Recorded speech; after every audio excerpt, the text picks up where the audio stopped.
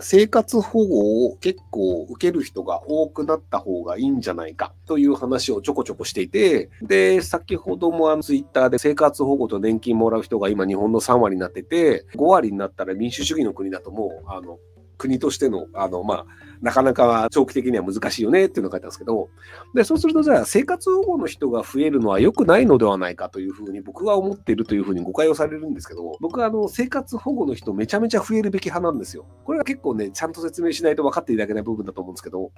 生活保護の人というのがまず2種類います。僕が言う生活保護の人ね。一つのパターンはもう高齢者なので、そもそも働けません。で、高齢者も働くべきである派という人がいるんですけど、僕それ反対なんですよ。高齢者が働こうとすると、新しい技術を覚えて働くのではなく、今までの自分ができることを安い給料で働くということをやらざるを得ないんですよ。年取ってから新しいことを覚えられる人ってのはごく一部いるんですけど、基本的には年を取った人というのは新しいことを覚えることができません。なので、自分のできる範囲内でできることを安い給料でやっちゃうんですよ。例えばコンビニの店員とかのレジ打ちぐらいだったらできるよね。で、本来レジ打ちのようなものというのは、僕は機械化すべきだと思ってるんですよ。ユニクロだったら商品をこう箱にボコッと入れたら、はい、いくらですって出てきて、で、それをじゃあクレコをピッてやって、で、それを自動的に決済してっていうのができるわけじゃないですか。小売というのは基本的にあの状態になるべきなんですよ。で、なぜならないかっていうと、人件費が安いからならないんですよ。高齢者が年金をもらっているので、じゃあ時給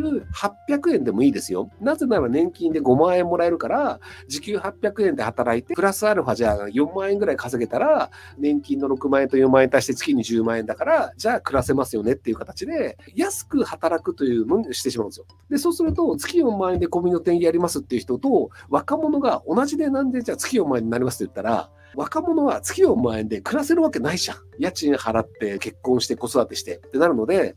スキルのない高齢者が年金をもらいながら働くというのは、むしろ労働者の給料を下げる方向に動くので、結果として若い人にお金が入らなくなるんですよ。若い人がお金が入らないとどうなるかっていうのが少子化。お金持ってる人の結婚している割合というのは昭和の時代とほとんど変わってないんですよ。なので20代で年収が600万円を超えている男性は7割ぐらい結婚してるのかな。700万が 60% かな、どっちか忘れないんですけど、20代でそれなりに収入ある人というのは結婚しているというのは実は昭和の時代と変わらないんですよ。で、30代のお金がある人も結婚しても変わらないんですよ。お金を持っている人が結婚している割合が変わらないのに、今の20代が結婚している割合が低いのはなぜですか？昔に比べて年収の高い20代が少ないからです。なので、男性の給料と結婚するかどうか。で、結婚した後に子供を持つ割合というのも変わってないんですよ。昭和の時代から。結婚している人は子供を産むんですよ。なので、結婚さえさせちゃえば、とりあえず子供を産むし、で、そうすると少子化対策になるんですけど、今の20代が結婚しないというのが、実はその子供が生まれない原因なんですよね。で、30代の結婚割合も実はあんま変わってないんですよ。なので、30代から結婚する割合というのは昭和の時代も変わってないんですけど、昭和の時代と今何が違うかっていうと、20代で結婚する人数が劇的に減ってるんですよ。で、20代がなんで結婚しないかっていうと、男性に金がないから。女性は年収が上がると結婚率が下がります。20代の女性の場合は、いい年収を持つと、自分よりも高い年収の男性と結婚しようとするので、むしろ結婚率が下がるんですよ。例えば20代で年収800万の女性は、800万円以上の男性としか自分は結婚しないと決めてしまうので、なので結婚しなくて結婚率下がるんですよ。で、逆に男性が年収600万です。女性が年収200万とかだったら、別に年収200万の仕事なんてやってもやらなくてもしょうがないから、もう結婚した方がいいよねっていうので、割と結婚するんですよ。なので女性って年収が低い人の方が結婚率が高くて、年収が高ければ高くなると、自分のキャリアを捨てたくないとかっていう理由で結婚しなくなるっていうのがあるので、なので少子化対策をするために20代の結婚率を上げようという場合は、今のところ統計上20代の男性の給料が高くなると上がるよという答えになってしまうんですよね。なので20代の若者たちというのも給料を高くしなければならないんですよ。で、そのために年金をもらった人が働いたら、それは給料下がるよね、全体の。年金があるんだから、じゃあ時給800円とか最低時給でいいですっていう人が働き始めちゃったら、若い人たちも同じ仕事をしたら最低時給になってしまうっていうのがあったりするので、なるべく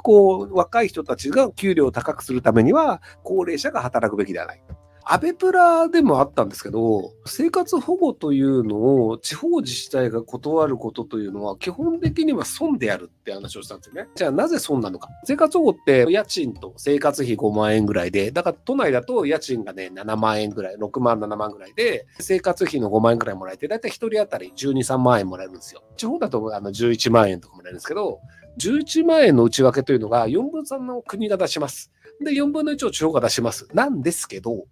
地方自治体というので、地方交付税交付金が交付されている場所、東京都とかっていうのはめちゃめちゃ儲かってるので、地方交付税交付金というのは総務省からもらえないんですけど、日本の地方自治体1200だっけ ?1700 だっけのうちの9割は地方交付税交付金というのをもらってるんですよ。要するに赤字なんですよ。で、赤字じゃないところって大体原発があるところぐらいなんですけど、原発があるところとトヨタがあるところ、それ以外って大体赤字なんですよ。そういうところって生活保護の人が来た場合に、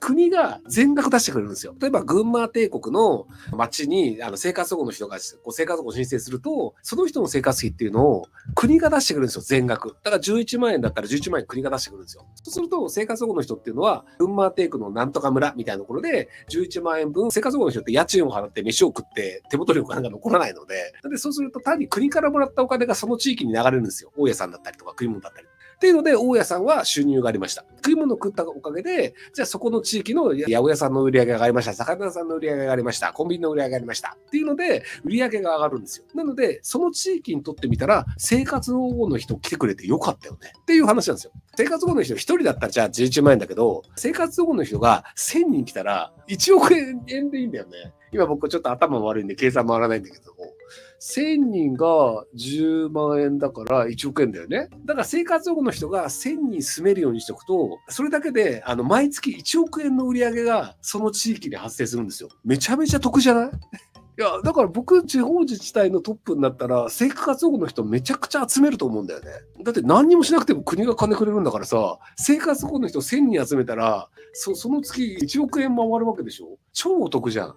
医療費もね、国が出してくれます。なので、地方自治体の支出はないんですよ。だから、生活保護取れる人って、生活保護取ると、その自治体にとってはいいやつなんですよ。だってお金増えるんだもん。そこの地域で仕事をして食べ物売ってますとか、飲食店やってますとか、服作って売ってますっていう人のところの売り上げが上がるわけじゃないですか。だからありがとうございますって話で、なので、なんで生活保護を取るのを嫌がるのかっていうのがよくわかんないですよ。収入の低い人が生活保護を取る人たちに対して文句を言うってあるんですよね。俺の手取りが14万円で苦しんでるのに、お前らみたいな生活保護のやつらが、のうのうと暮らしてるのが腹が立つ。じゃあ、手取り14万円の人が、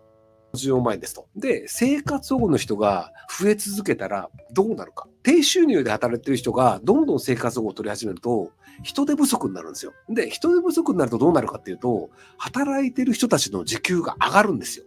求人した時に、東京のコンビニとかで深夜で労働で時給1300円で募集します。誰も来なかったら1350円するんですよ。で、1350円にしても誰も応募しなかったら1400円になるんですよ。なので、そうすると、生活保護の人っていうのがバンバン増えて、コンビニで働きたくねえよっていう人たちがどんどん増えると、じゃあ俺コンビニで働くっすっていう人の時給ってガンガン上がってくるんですよ。なので、実は低収入の人っていうのは、生活保護の人が増えて、労働者が減った方が、給料上がるんですよ。むしろ収入の少ない人ほど生活保護増えた方がお得なんですよ。時給2000円でエンジニアやってますっていう人だと、別に生活保護の人が増えようか増えないか、自分の時給変わんないんですよ。生活保護を取るか取らないかで、ギリギリの人って、プログラマーではないんですよ。プログラマーもっと金もらってるからね。なので、金持ちに関していくと、別に生活保護の人増えるか増えるかって人生にとってほぼ変わんないんですけど、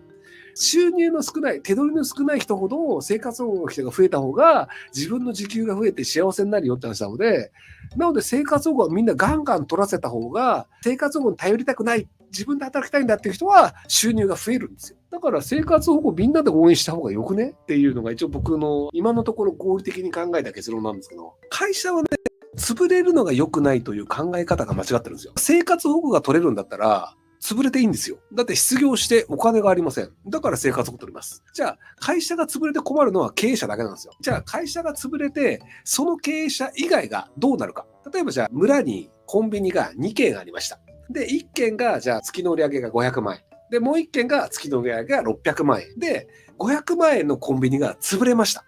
で、そうすると、1軒のコンビニの売り上げが500万円分と600万円分の売り上げになるので、この1軒が1100万円の売り上げになるんですよ。コンビニが潰れたからといって、人間が飯食わなくなりますか？ジュース買わなくなりますかって言うと、そうじゃないんですよ。潰れたら残ったお店に売り上げが集中するんですよ。これがスーパーでもいいんですけど、スーパー2軒あって、なんかお互いにこう売り上げ500万円と600万円で切磋琢磨して、結果として500万円が釣れましたってなると、もう一本のスーパーは600万円の売り上げがいきなり1100万円の売り上げになるんですよ。超大儲けですよ、そのスーパー。今まで人件費とか払って、スーパーとして利益がほとんど残んないっていう状況をやってたのに、なんかいきなり売り上げ倍になるわけだから、じゃあ新しく人雇えるし、給料も高々得るし、で、潰れたスーパーとかコンビニで働いた人は、別に生活保護でその収入があるわけだから、その収入で、じゃあ残ったスーパーの食い物買えば、その残ったスーパーは売り上げめちゃめちゃ上がりました。利益も出ました。従業員の給料も上げることができました。その潰れてスーパーで働いてる人は別に生活保護だからお金全く困ってません。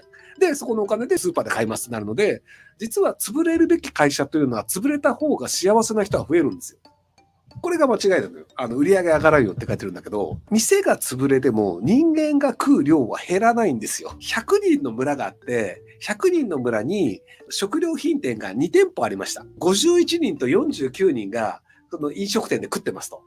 で、51人の方が残って49人が行ってた飲食店潰れました。じゃあ残り49人が飯食わなくなるかっていうと、こっちに行くに決まってんじゃん。だからみんなガチするわけじゃないでしょ。なので、会社が潰れると、残ったところに富が集中するんですよ。っていう、そんなに難しい話じゃないと思うんだけどね。会社が潰れると路頭に迷うと思ってる人は、多分その2店舗の飲食店のうち49人のお店が潰れたら、そこの49人はみんな死んでいなくなると思ってるのかな。でも普通に残った店に飯食いに行くでしょ。で、値上げが起こるんですよ。過当競争で店舗が2つあった場合って、その2つがこう競い合うので、原価ギリギリにしたりとか、従業員の給料を安くなんとかこうこき使ったりとかで、なんとか生き残ろうというギリギリ競争するんですけど、1個が潰れると河川状態になるんですよ。でも100人の村で飲食店が1個しかなかったら、その店はもともと800円のラーメンを1000円にしてもみんな食いに来るじゃないですか。だから、じゃあラーメン1000円になりましたっていうと、利益率が 20% 増えるから、ラーメン屋超大儲け。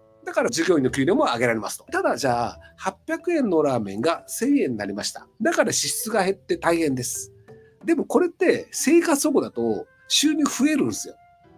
日本の法律上、生活保護というのは、文化的最低限度の、生活が維持できるという権利が与えられるというふうに憲法で書いてあるので、なので、食費が 20% 上がりましたってなると、生活保護の支出額も 20% 上げなければいけないと、憲法に書いてあるんですよ。飲食店から 20% 売り上げられると、自動的ではないんだけど、基本的にもう金ねえよって文句を言うと、地方自治体が、じゃあ仕方ねえな、憲法には逆らえねえからっていうので、生活保護の支出額が増えるんですよ。年金の場合もなんかね、物価スライド制とかっていうのであって、物価が上がると年金の支給額も増えるっていうのがあるんですけど。いやー、あれだね。